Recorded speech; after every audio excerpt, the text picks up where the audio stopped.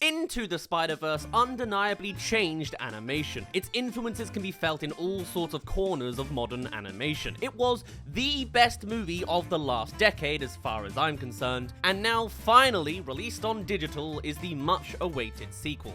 I'm a little late to the party since I was away all August. And how do you improve on what is already a masterpiece? What more is there to expand on the boundaries of animation? Well, I certainly wouldn't be able to answer that if prompted beforehand. The creators behind Across the Spider-Verse themselves certainly had a good grasp on what they could do next. You know how immaculate this movie's presentation is. I know how good it is despite my debilitating colorblindness. But which scene to pick? After Into the Spider-Verse changed animation, which one is the scene that changed Across the Spider-Verse? Well, it has to be Spider-Gwen, and it has to be her universe. I mean, just look at this color palette masterpiece of symbolism, eye candy, and succinct writing. Mwah! And though I would naturally magnetize to the stunning resolution between Gwen and her father about 2 hours in, I'm actually not the first to cover it, and instead I'd recommend you check out Schnee's incredible dissection of the intentions and double subtext underlining every line in a scene. Really a masterclass in writing all around. But with us picking up the leftovers of this universe, the next best scene I really want to talk about is the very first one. It is the Shakespearean-esque prologue of foreshadowing and summarization that only reveals more the more you rewatch.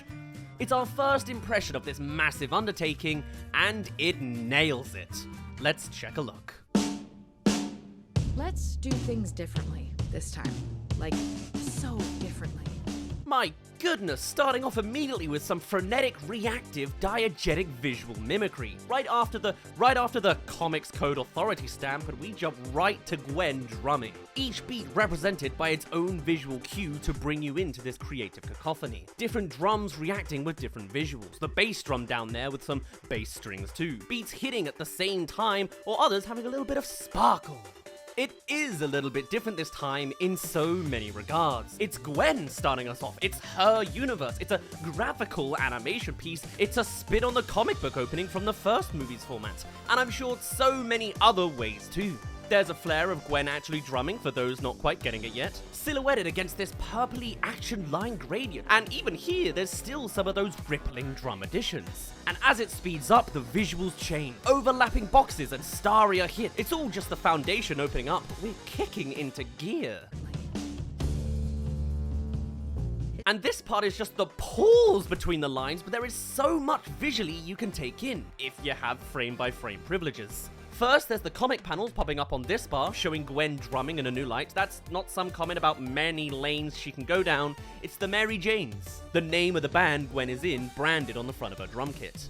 And then there's the others, Gwen up close to her shoulder, smashing on the cymbals. This one's tricky to pass, even frozen, but you can tell it's Gwen. All of these lines distorted and shadowed, as is the distortion effect of most universes, but also adds a sense of chaos in the motion. She's hitting hard, and she isn't focused and under control, emotionally. Another panel, really telling this one.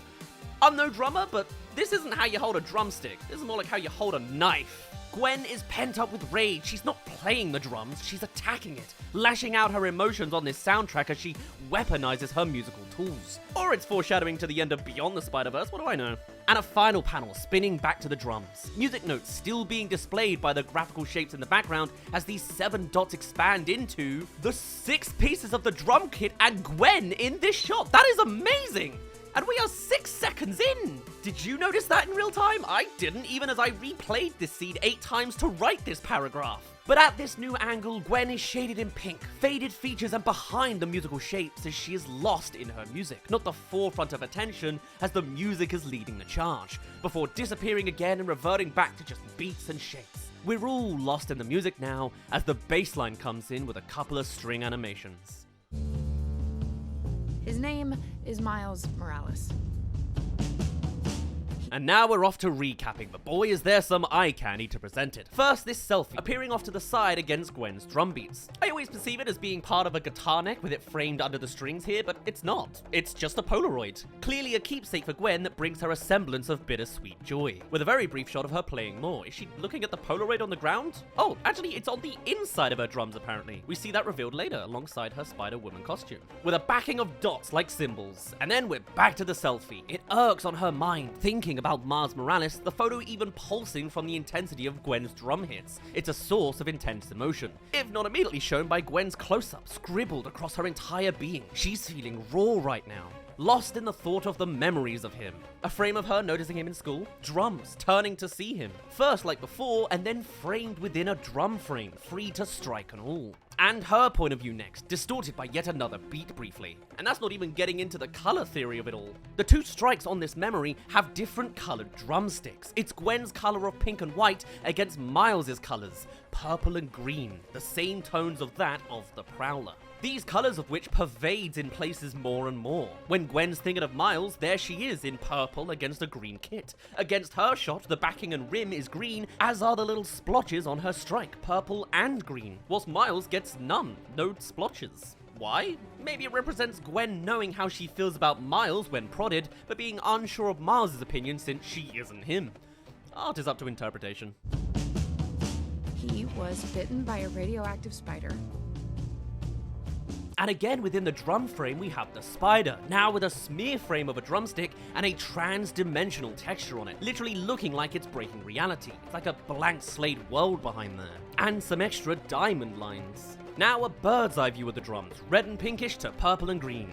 Is this more the two character colors blending, or is this something more? Gwen's head even seems to jolt between palette swaps, but I'm sure it's a minor thing. This is 16 frames we're talking about here. Back to the spider, it's Spider-Man colors now, blue and red. Look at that drumstick now. And spiraling squares expanding up from the drums. Visuals. And then the bite. Normal colors and then green and purple. Back to bird's eye, and we're closer in than we were before, with more of a pastel texture and enough detail to see additional drumsticks to the side there. As we see Miles, again green and purple, with a dramatic, fiery background. Not entirely true, but sure. And over to class we see for the first time, Gwen noticing Miles' spider bite as he covers it up. Background characters less features as they go farther back, and then replacing them entirely with his hand specifically doing the hiding deed. Now with thick green shadowing on them and so much color tinting. Thematic or just interesting to look at? I just think it's neat. And he's not the only one.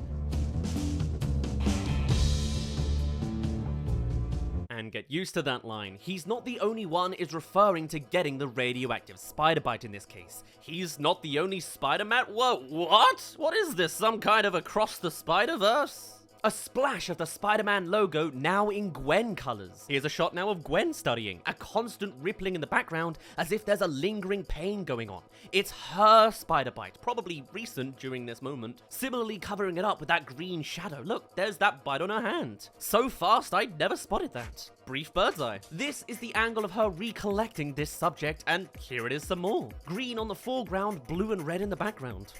Spider-Man for the bite, but I wonder what green means in Gwen's case. What do you think as we go through this? I'd love to hear some color theories. Switch up to down with the drum skin. It's more artsy flash shots. Ripples clear on the surface as the background is one big swirl like usual in Gwen shots.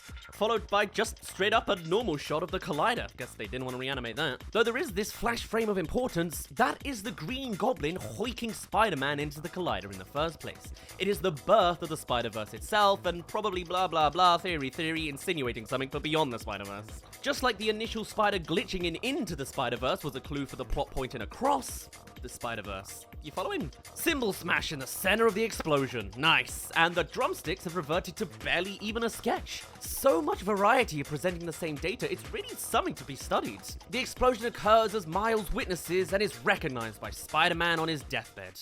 He hasn't always had it easy.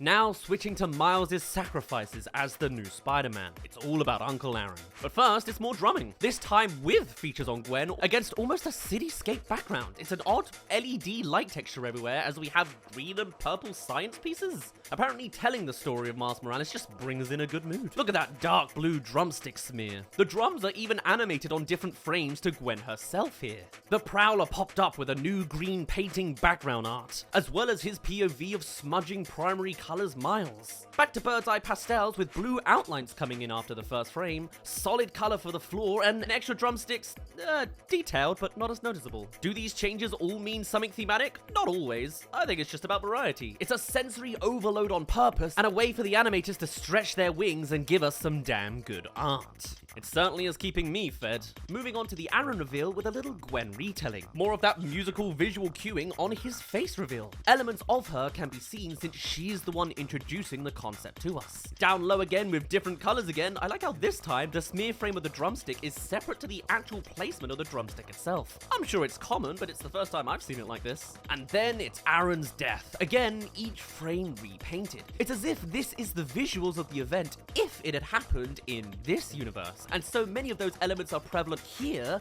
in this retelling. Captain Stacy may have the best looking shots in the whole film, but this is how Uncle Aaron would canonically look if he was around here too. Minus the occasional distortion beat as Gwen hits the drums or the graphical shapes of the music piece again. But they work great for this next bit as Miles hides from his dad, the squares coming up like a barrier of defense whilst the ripples shrink to his invisibility. And the triangles and stars come out for Officer Jefferson's offense. Yet another father officer confronting a Spider-Man, outpoured in despair and drawn like a painting. A minor canon event of its own, I guess you could say. And he's not the only one. And he's not the only one. Not the only one to have not had it easy. Oh, we're switching back to Gwen now. Though not so much visually, emotionally, she's telling us that she's had or is having a hard time too. Again with the symbols, more psychedelic in the backing, but more of those same sketch drumsticks. Reused animation? Man, this movie is getting lazy. As the symbols swing a whole lot more afterwards. Miles again in that Gweniverse retelling. I like how he has innocent little circles against the darker diamonds. That's not Officer Jefferson. Welcome everyone to the crux of this scene. I may have just breached page 3 of the script. We haven't scratched the surface as to why this is the scene that changed across the Spider-Verse, because now we've reached the foreshadowing territory of the sequence.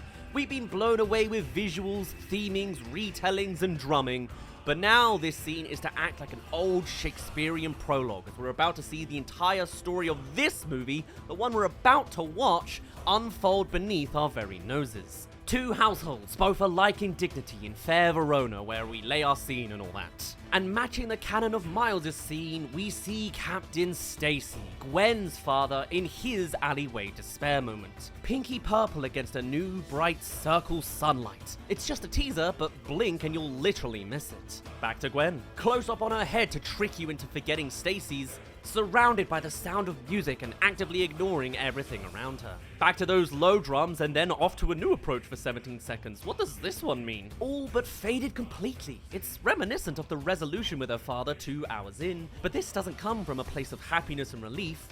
Or maybe it does. A relief of a different kind. A relief of distraction, of avoidance. For but a brief minute, Gwen is so successfully wrapped up in her music that she has forgotten the plights around her and found a kind of peace in that relief. But it's so brief as she crashes back into purple and pink for a moment and then back again. If this state of being is what's being presented here, it's unstable, it's fleeting, and impossible to maintain. There's just too much mental anguish. That Polaroid again. The thoughts and concerns and relationships she has with Miles is on her mind. Against the pulses, it is ever present. The Spider-Man logo. In her color palette, it is an intrinsic piece of her identity which she has to tackle the terms of. It is stress-inducing and undetachable. And who is this fellow? Seen for literally 2 frames in the middle here, this is something hidden. A new kind of Spider-Man with insidious intent. The logo is black, not pink, and there's that face. Genuinely, who is this? It's like a Joker version of Spider-Man that's presumably is a source of conflict in the 3rd movie? It's not Miguel, and I haven't seen any other discussions of this on the internet. Maybe I'm just imagining it, but like, look at it. Now he's on his own.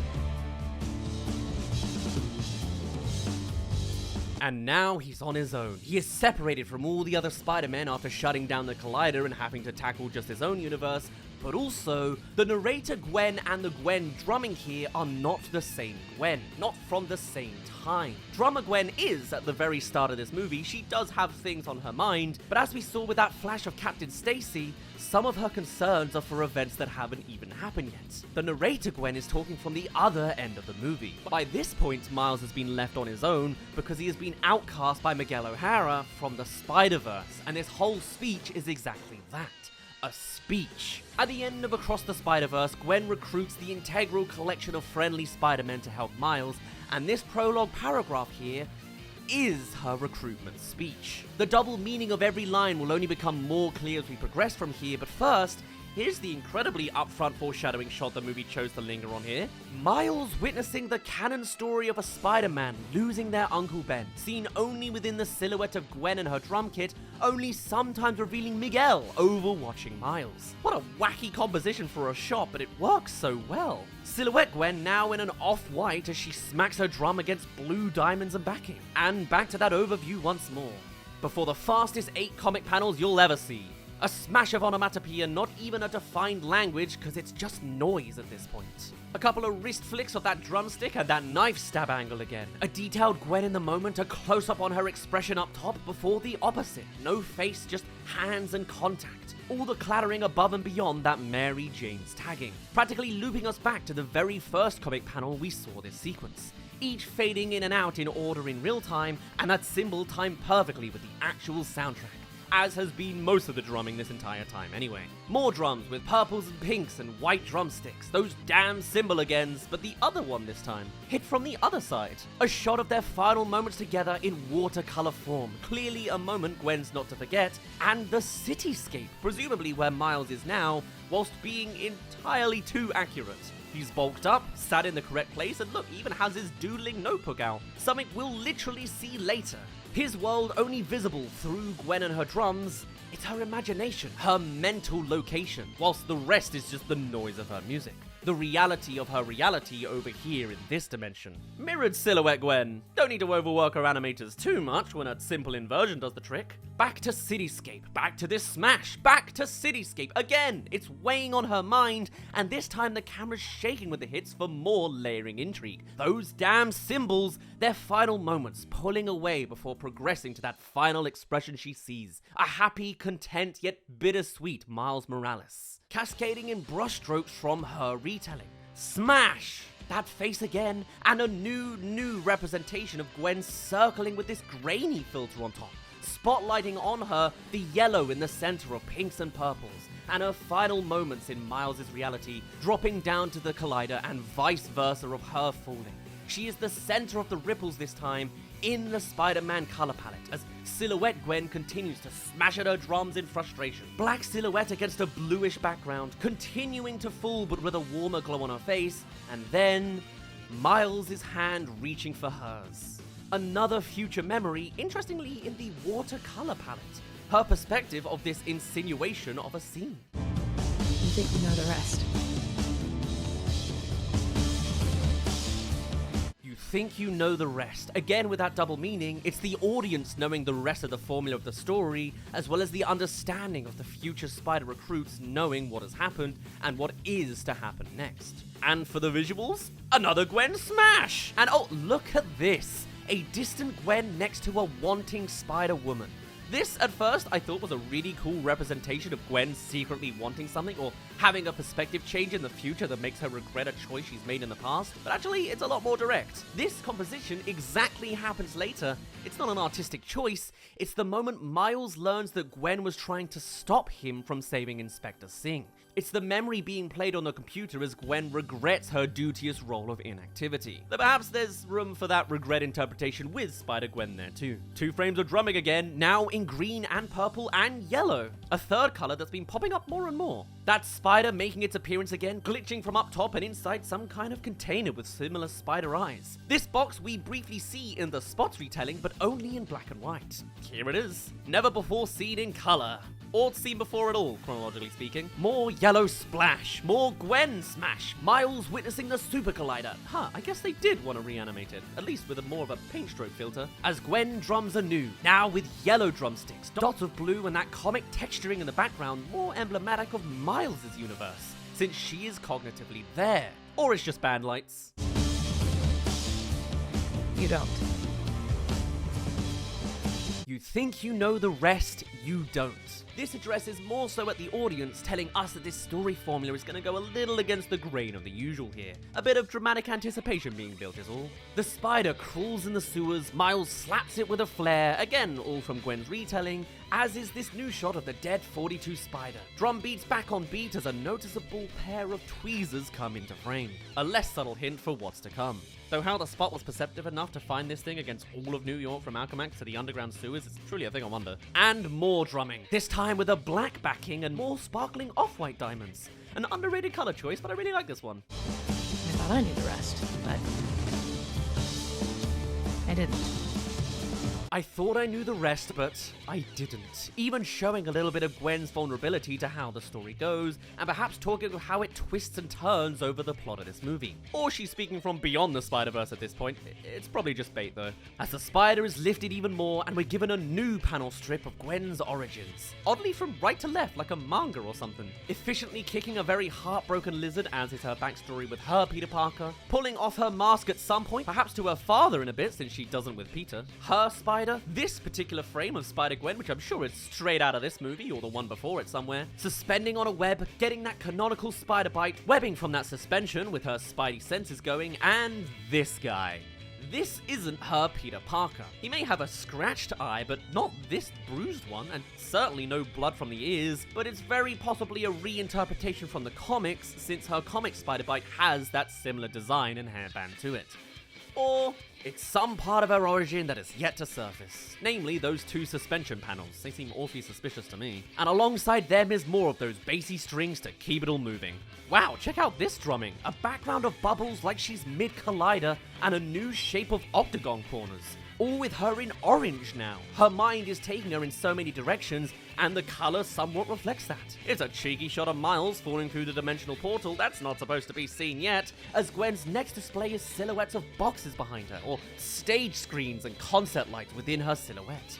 Neat. Followed directly by more Miles Morales world texturing and a shot that's very not at this moment. This is Gwen leaving Miles and his family during their rooftop event. The second bittersweet goodbye, or as it was intended to be. But here it's much more blurry from the paint stroke retelling perspective. Now she's drumming with a whole nother palette. Man, how many drum palettes are there in this sequence? Someone else count for me. White outline bubbles and a filter of two tones, green and blue, or warm and cold. It's a flash forward of their romance poke. Another palette, this time with so many yellow flares, an inside-like shader on her body, and the animation is so syncopated, sometimes the drums are not even in her hands. I didn't want to hurt him. But I did. I didn't want to hurt him, but I did. And now we're talking endgame plot reveals. This is end of movie Gwen referring to not telling Miles about his anomalous nature in the Spider-Verse. Shown with the moment of her catching him mid-Miguel hunt and him severing himself away. Those damn symbols. And her reaction to this rejection with highlights too this time. And more of him immediately afterwards. Gwen smash! Miles' perfect face in painting form. I have no clue where exactly this is extracted from. It's too vague for me to hunt down. But it's an image in Gwen's mind as we're back to those age-old bird's eye views. Green against purple, Stark, and the Spider-Man kiss tease, which is actually the scene of the aftermath with Spot, with a much better lick of paint. More drumming with more of a neon look this time. Triangles in the back this time. What, you reckon a different animator got to pick the design each shot or something? And another shot from the moment of the canon inactivity reveal. Another piece of the plot which somewhat hurt Miles, as Gwen stands regretting her move to try and stop him, followed by the proper moment she hurt him, on the upward train rocket as Miles learns he's the original anomaly. In painting form, it looks more like a collider in the background, plus it's naturally more blue and saddened. Over the shoulder drumming with reds and cyans as we see more of the pseudo-climax, Miles looking down in the Miguel hole at Gwen on that betrayal, framed within a frame of darkness as his reality is crushing down on him. But that's more of a note for the official scene, not this preview. And he's not the only one. And he's not the only one. Again, in this context, Miles is not the only one Gwen has hurt. It's her personal gripes on all of her relationships she's had. She's hurt her father, she grieves for Peter Parker, she feels she is a failure and is critiquing herself. Now we're drumming with a spinning background of yellow and cyanish, foreground in purple, and then this. This is a super preview from even beyond the Miguel plot. And it's not even used in the actual movie later, unless it's a dupe to something in Beyond the Spider-Verse. This is Gwen coming up to the door to see Miles' parents near the end. Though we only see this shot as a POV or from the other side, not exactly this. Still, it's so spoilery enough that this preview doesn't want to show any of what's on the other side. It's all ripples and checkers for these textures. drumming but with a snarl. And the lines even start to look like spider legs after a while, as we see more Spider-Gwen somewhere. I can probably recognize it, but it's pretty bog standard. Loving the hard shadow on one side of her face though, and the odd tiling choices of checkers again on her duplicates. Checkers are a very sudden and new expansion here. This drumming is pseudo-normal, just green and oh, it's rippling again. And look at this, a classic comic action strike as Gwen is rotoscoped to drop down into something. I don't recognize this. It's not how she enters Miles' world, and it's not at the ending. Could be something simple, or it could be a very, very forward preview. Lines up if it links to that suspension web theory from before. It's a sequence of her sneaking around up top somewhere. Drum beats of yellow and purple bubbles. The death of Peter Parker with a sliding paint backdrop. Those damn symbols. Oh, I love this. Gwen standing on a rooftop against a collage of some of her relationships. Peter Parker in the bottom right, Captain Stacy with his gun in the upper right and bottom left. Is that Helen Stacy in the other corner, i.e. her late mother? You then later get Peter Parker dead, the dad resolved, and another non-specific eye angle of him to the side there, doing something. A really cool layout, yet scattered and clearly incomplete to what it's meant to be previewing. I mean, is this entire thing a giant silhouette of a head? What's happening here? Back to the red drums, they were rare, but I remember them.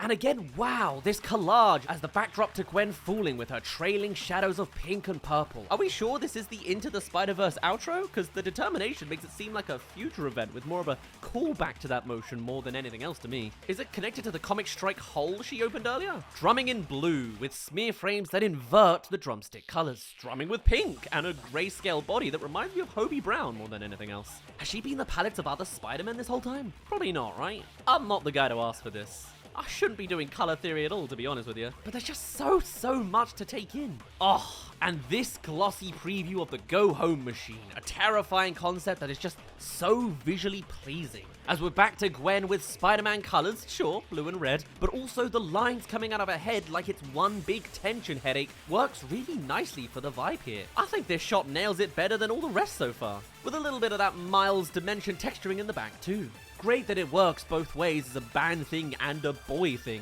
And then a dash of Spider-Gwen's face like another character to push against Gwen, static under the hood, rainbow ripples in the background, and scatters of dirt and rubble in the foreground. Rainbow, or lens aberrated. It's a little like another collider explosion that Gwen witnesses this time, but it's not from the Spot Super upgrade. So perhaps it is a Beyond the Spider-Verse thing, and I have more evidence for that. You don't mind spoilers, do you? Well, there's one super clear frame that hints events of the third movie, and here it is.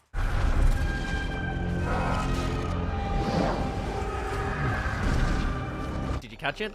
For a single frame, there is a preview of a battle with Spot with many casualties. Ready? Here it is. Boom. Actually quite grotesque if you look at it close enough, but it's a sight of rubble and urban destruction. So maybe the rubble here is from this exact same scene. Food for thought. And I'm hungry for hints for the third movie, okay? Another glossy preview, Gwen and the Go Home machine again, though we don't actually see this exact animation. Maybe it's unused. Unless drumming where the diamonds are the emission of light as the background is cream. Next, more fighting within the Go Home machine. I mean, I know this is late game stuff, but 3 previews to this moment? Are we sure this isn't a Beyond thing? Bashing on the blue while in red and back again. No, now this one is definitely used. It's her call out against Miguel, followed directly by, well, okay, endgame Spot with splatters of color and more dark entities surrounding them. It is 4 frames, so good luck spotting it, but it's all in there. Followed by drumming with the most obscured Gwen yet. The Miles bubbles in front of Gwen this time in blue and pink. And the Spot again turns more classically towards Miles. I don't even think this is paint strokey anymore. And Officer Jefferson is seen cut out of that sketchbook look against some psychedelic square spirals, along with Inspector Singh and a different texture of rectangles instead. Back to Birdseye with stripes coming out instead in the reverse red and cyans. A newspaper shavings look of grayscale and color in the middle. More pastel in the look with blue drums and red Gwen.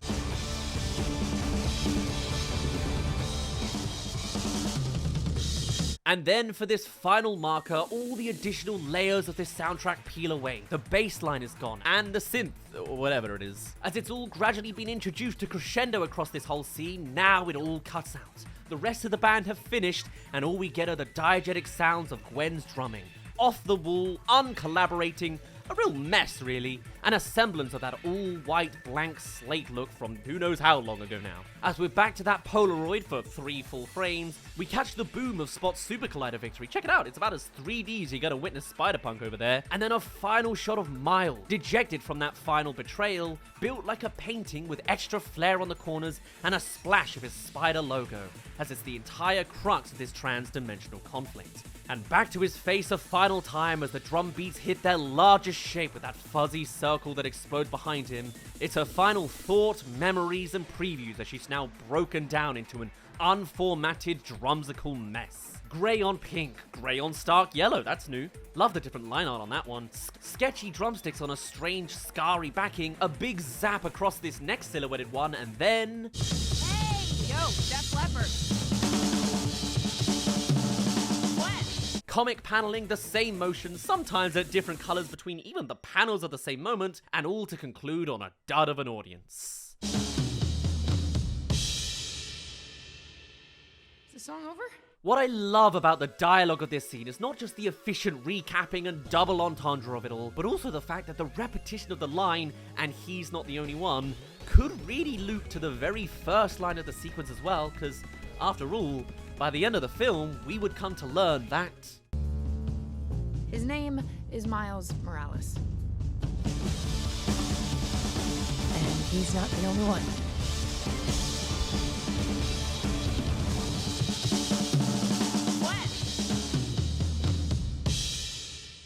This scene came in with great expectations weighed onto it, and it waltzed up with artsy-fartsy intention and a masterful plan.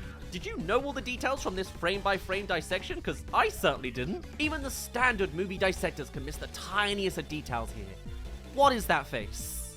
Heck, I wouldn't be surprised if I missed something thematic against all of this. At least you can now see the frames more clearly to point it out. This scene foreshadows so much. Way more than you realize in real-time pacing, and it's all set on this backdrop of drumming that works so well to set the timing, the intensity, and the direct emotions of its player, as we practically see the train of thought Gwen is going through before breaking down in a rage against the one tool that she can let out her anger on. It is all of a story recap, a plot point foreshadow, a sequel bait teaser, an emotional expose, a late game recruitment, and a character introduction. It is a masterclass in storyboarding. And so many visual directions. And that's not even going into the details of how the soundtrack works underneath it all. Increasing the pace over time and layering up more instruments with each new line. All of that. All 9 pages of this script took place over 90 seconds. So 1 page per 10 seconds. This sequence is dense. I'd even recommend, now that you've seen it all frame by frame, to watch it once more in real time to soak it all in. I can't show it to you entirely due to copyright, but it's available somewhere.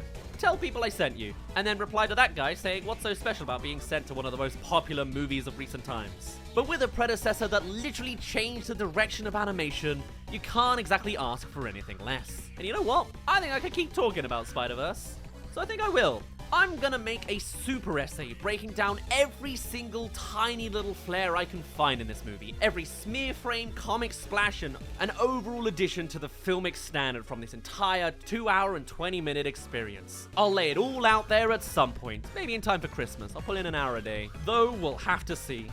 If it takes me this long just to cover the first scene, we're gonna have quite the runtime to cover the whole dang thing. Thankfully, I won't have to look any longer at those damn symbols. But for now, I'd best end it off here. My name's been Daz, you didn't really care, and I'll see you in a bit. What a masterpiece.